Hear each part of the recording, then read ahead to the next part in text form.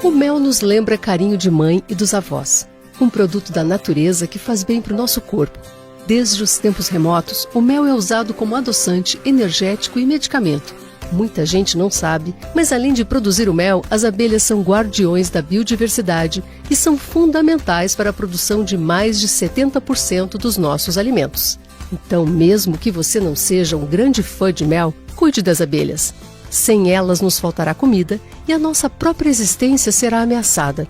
Para evitar esse cenário, a ciência foi desenvolvendo formas de produzirmos mel sem abalar a vida desses insetos e maneiras de plantarmos sem agredir as abelhas.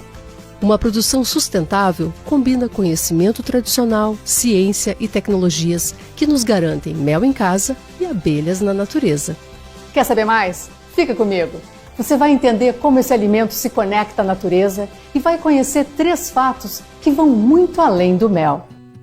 O mel faz parte da nossa civilização há milhares de anos. Os antigos egípcios já usavam o produto como adoçante natural e no tratamento de ferimentos.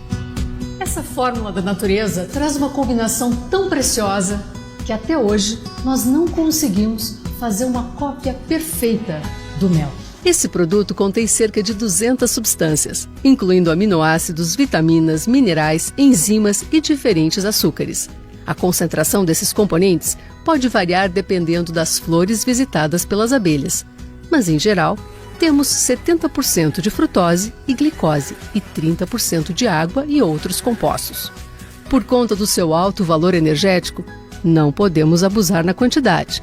Mas além dos diversos componentes pró-saúde de sua fórmula, o mel contém açúcares mais complexos, que demoram para serem absorvidos, liberando no sangue doses suaves de glicose.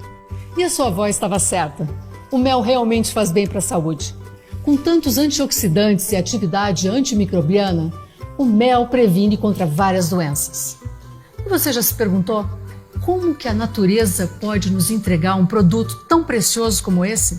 Na primavera e no verão, as abelhas reservam parte do néctar das flores nas suas glândulas, transformando o açúcar num produto que, dentro da colmeia, forma o mel. Das 20.000 espécies de abelhas conhecidas, apenas 7.000 produzem mel. Na produção de mel, a presença de uma rainha em cada colmeia é essencial para manter o funcionamento da comunidade das abelhas.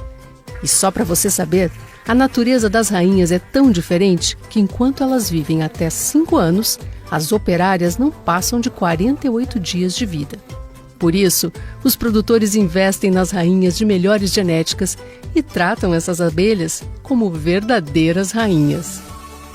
A gente reconhece essa genética das melhores caixas produtivas do apiário todo ano. Então a gente fabrica sempre dessa, melhorando a quantidade de mel tirada por caixa. Sem rainha não há enxame, não há mel, não tem mais enxame, não tem mais trabalho. E acredite, as abelhas prestam um serviço ainda maior para a humanidade. 70% das culturas de alimentos dependem das abelhas. Isso mesmo, quando esses insetos coletam o néctar, pegam junto o pólen e o transportam entre as plantas. Com isso, garantem a variação genética das espécies, a reprodução de plantas e a formação de frutos. Ou seja, sem abelhas, não teríamos os mesmos alimentos na mesa e nem a mesma biodiversidade no planeta. Na Idade Média, os apicultores usavam colmeias sintéticas num formato que os obrigava a exterminar as abelhas quando coletavam o mel. Em 1852, a criação da colmeia que nós conhecemos até hoje mudou o rumo da apicultura. Com esse aparato, é possível retirar os favos de mel sem a expulsão das suas criadoras.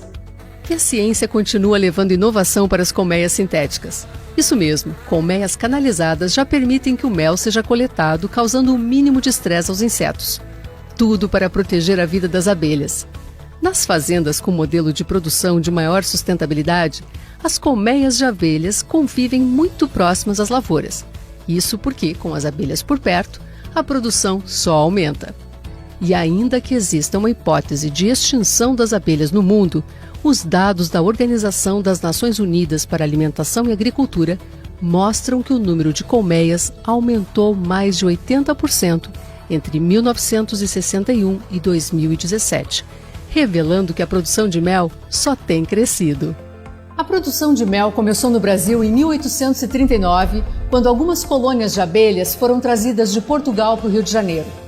Hoje o Brasil produz 150 mil toneladas de mel por ano. E o nosso produto é reconhecido como de alta qualidade por vários mercados internacionais bastante exigentes. E aí, já consumiu sua porção de mel de hoje? Com granola, com iogurte, com aquilo que você mais gosta? Aprecie e relembre as descobertas que vão muito além do alimento. Até mais!